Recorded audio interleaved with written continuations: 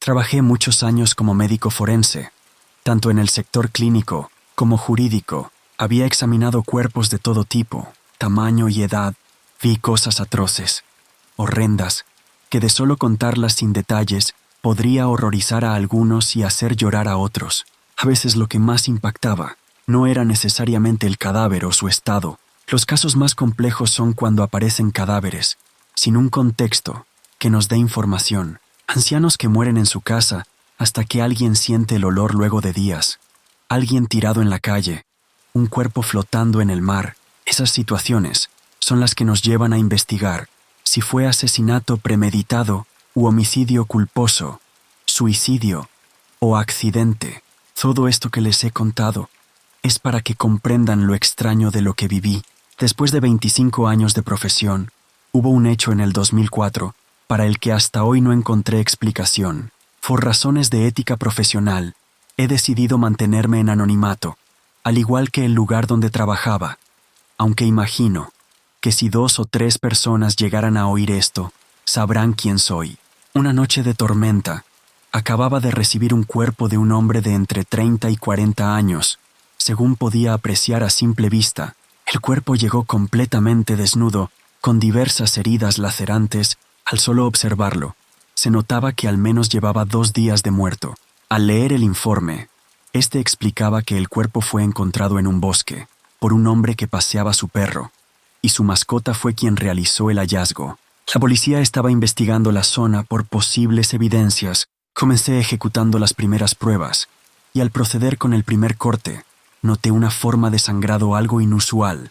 De la manera en que su sangre brotaba, deberían de haber pasado pocas horas de su muerte, y eso contradecía el estado de su piel y la hora en que lo encontraron. Al principio lo tomé como un desafío para un estudio especial.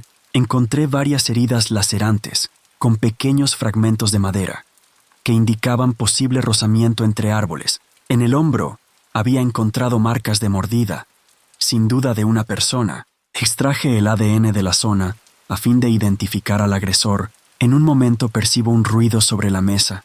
La mano del cadáver estaba temblando, algo que aterraría a cualquiera, pero era normal que un cadáver presentara movimientos post-mortem, en especial cuando sufren una muerte brutal. Lo extraño era que, de acuerdo al estado de su piel, llevaba al menos 2 días de muerto, como mencioné antes, pero los movimientos post-mortem suceden en las primeras 24 horas.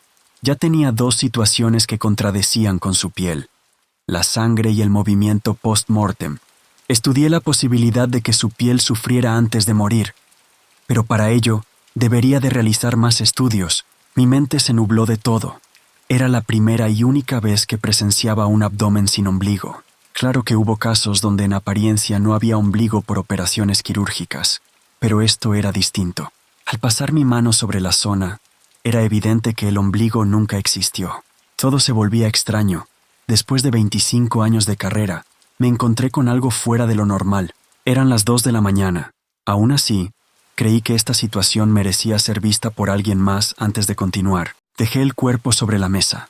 Me llevé los datos que tenía y llamé a un colega sin importar la hora. Al principio se mostró furioso conmigo por la hora en que lo llamé, pero cuando le conté la situación, estaba emocionado por verlo en persona.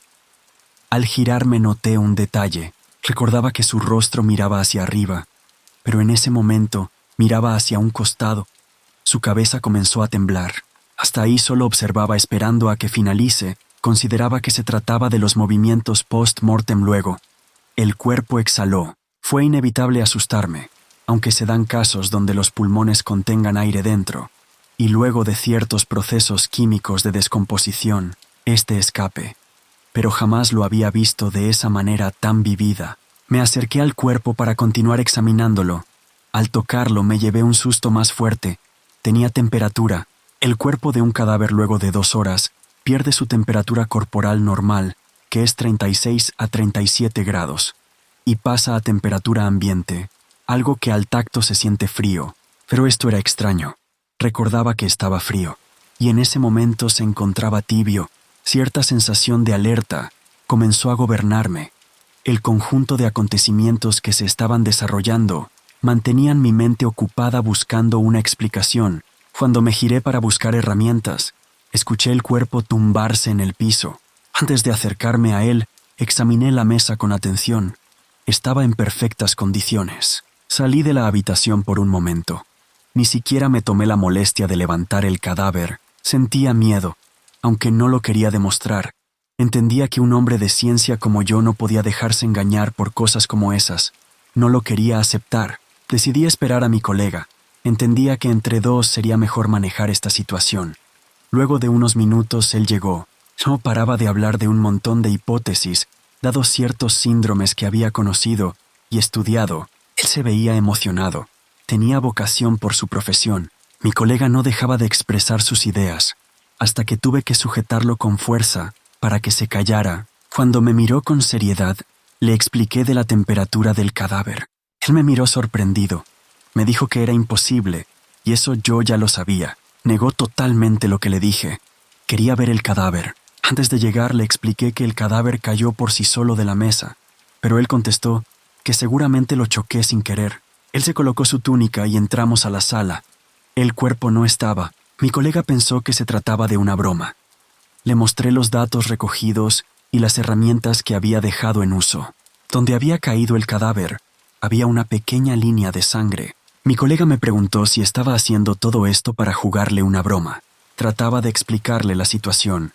Le mostré la orden que recibí con el cuerpo, y lo vimos a él, sentado en un rincón. Solté mi carpeta dado el espanto. Mi colega rió asegurando que era una broma, pero creo que algo en mi expresión le hizo entender que no. Él me hablaba y yo no lograba reaccionar. Se acercó hasta el cuerpo, apenas tocó su rostro, y se apartó al instante. Retiró la mano de él como quien ve un animal que lo pudiera morder. No me dijo nada. Me pidió que saliéramos. Cuando estaba más calmado, me dijo que al tacto sintió temperatura elevada, como si tuviera fiebre, pero peor aún, le sintió el pulso. Dijo que en el momento que sintió su vena palpitar, quitó la mano por reflejo y no se atrevió a verificar. Él me preguntaba si lo que le decía era verdad, si no había algún truco en todo esto. Le juré por mi familia que no. Oímos la puerta de la sala de la morgue abrirse. Nos quedamos petrificados. Éramos las únicas 2 personas en el establecimiento. Con mucho sigilo nos acercamos a la sala de la morgue.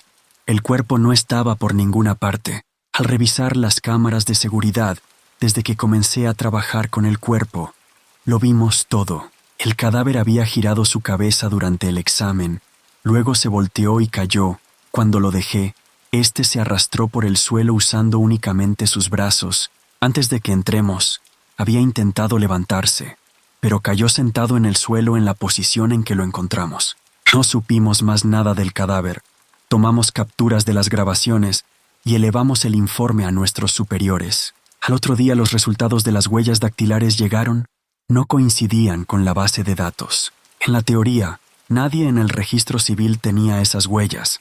Luego de eso, la policía nos acusaba de robar un cadáver, pero nuestros superiores de alguna manera nos salvaron de la situación y todo quedó aclarado.